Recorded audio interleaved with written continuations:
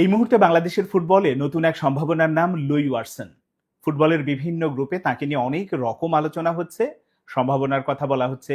খুব শিগগিরই তাকে হয়তো বাংলাদেশের জার্সিতে দেখা গেলেও যেতে পারে, কিন্তু বাস্তবে কি আসলে সম্ভব? আসসালামু আলাইকুম ফুটবল প্রেমীরা। আমি জে.কে. জিলানী আহমেদ, একজন বাংলাদেশ ফুটবল প্রেমী। এই চ্যানেলে থাকছে প্রবাসী ফুটবলারদের খবর, বাংলাদেশের ফুটবলের সব আপডেট, ম্যাচ বিশ্লেষণ এবং দারুণ সব ফুটবল আলোচনা। তাই চ্যানেলটি সাবস্ক্রাইব করে ফুটবলের সাথে থাকুন সব সময়। চলুন শুরু করি আজকের ভিডিও। বাংলাদেশি বংশোদ্ভূত এই আয়ারল্যান্ডের ফুটবলারকে বাংলাদেশের জার্সিতে দেখা যাবে, কিংবা কিভাবে সেটা সম্ভব, সেটা নিয়ে বিস্তারিত বলার চেষ্টা করব। আশা করি শুনবেন। শুরুতে একটা কারেকশন দেই। অনেকেই বিভিন্ন জায়গায় লেখালেখি হচ্ছে যে এই লুই ওয়াটসনকে আবিষ্কার করেছেন বা তার খোঁজ পেয়েছেন বাফুফের সভাপতি তাবিদ আওয়াল, বা কেউ কেউ বলছেন ফাহাদ করিম।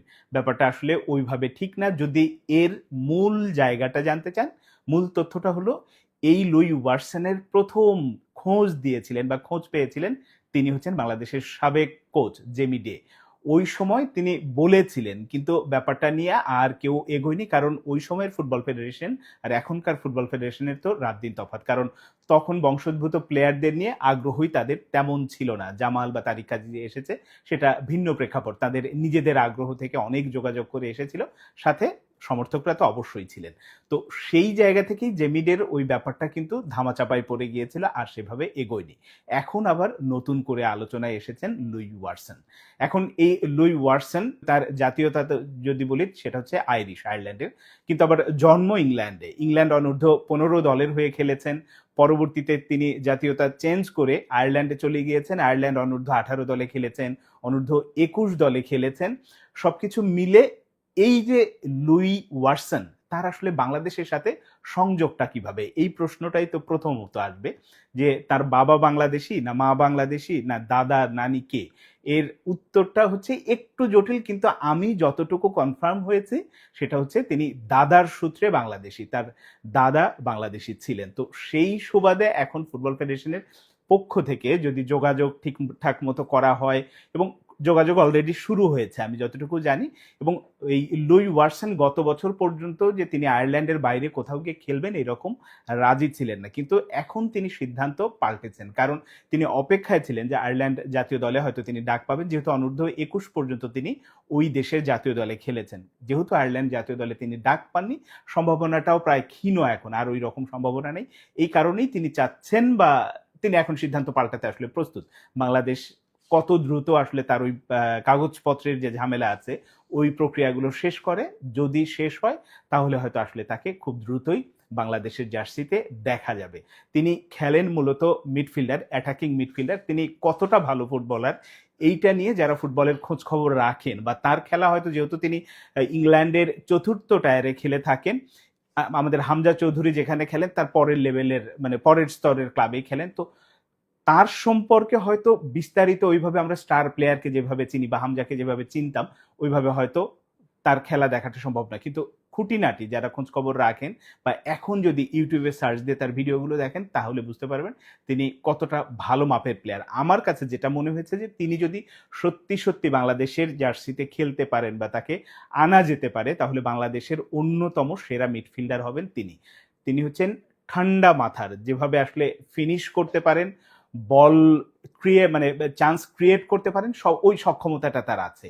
ফলে যেটা হয়েছে যে তাকে নিয়ে এক ধরনের যে স্বপ্ন দেখা হচ্ছে, সম্ভাবনার কথা বলা হচ্ছে, সেটা বাস্তবিক অর্থে সম্ভব, এবং সেটা সম্ভব হলে বাংলাদেশ ফুটবল দলের শক্তি বলেন বা কি বলবো সবকিছু মিলেই তাকে পেলে বাংলাদেশ অন্য একটা লেভেলে যাবে, এ নিয়ে কোনো সন্দেহ নাই। এখন এই যে এত সম্ভাবনার কথা বলছি, আসলে কি তাকে পাওয়া সম্ভব?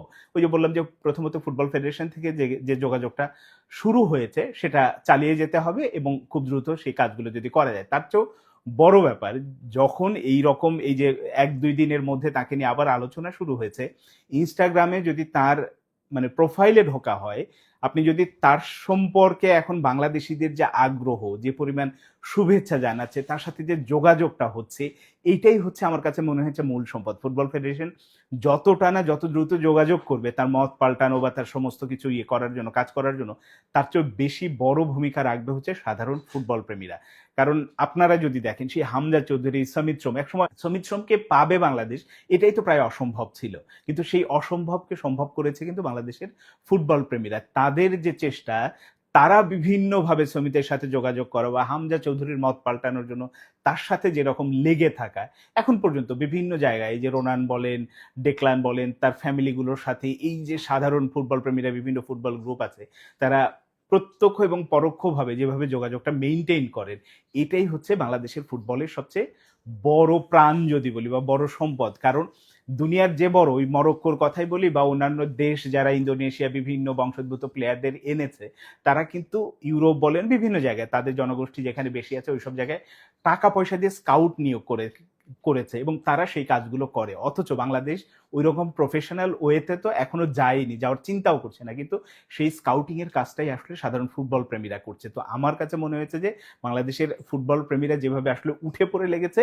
এটাই লুই ওয়াটসনকে পাওয়ার জন্য সবচেয়ে বড় ইতিবাচক দিকে।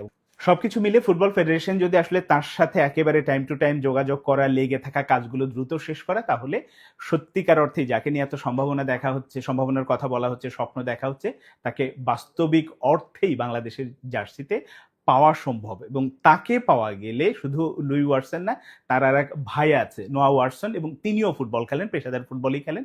ফলে যেটা হয়েছে যে হয়তো এরকম দুই ভাই, আমরা রোনান ডেকলানকে যেভাবে দেখেছি বা কাভান কুইন সুলিভানের কথা যেভাবে বলা হচ্ছে যে সুলিভান ফ্যামিলি বাংলাদেশের ফুটবলের সাথে ইনভলভ হয়ে যাচ্ছে বা যাবে, পরবর্তীতে আমরা যদি এই ওয়াটসন ফ্যামিলিকেও দেখি আসলে বাংলাদেশের ফুটবলের সাথে যুক্ত হয়ে যাও, সেটা কিন্তু অসম্ভব না।